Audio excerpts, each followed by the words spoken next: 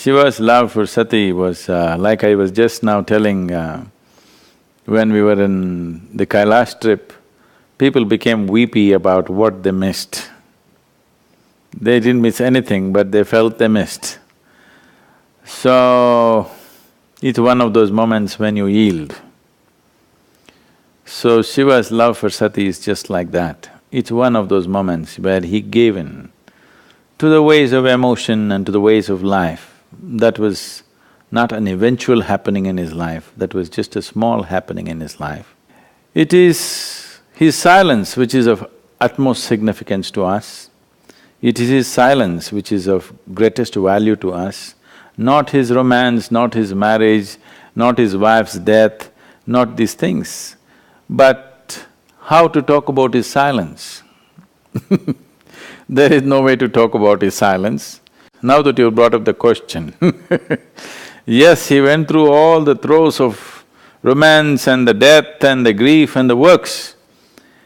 But the moment he set it down, he simply sat there still unmoved, as if nothing had ever happened to him. Nothing had happened to him at all, and in fact nothing had happened to him, and nothing happens to anybody for that matter. It is just that because our psychological and emotional structures are such that it is designed for us to enjoy the juice of life.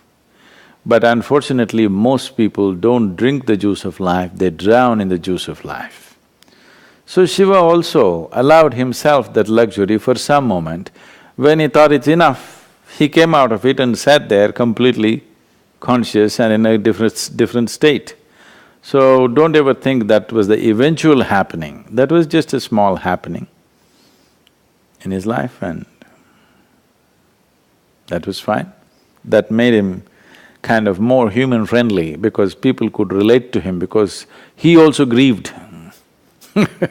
That gives some joy to all the people who are in different levels of misery, that Shiva also suffered for a certain period of time.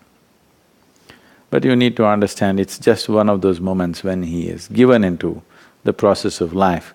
But the moment he wants to stop it, he stops it immediately and sits there untouched by any of these things.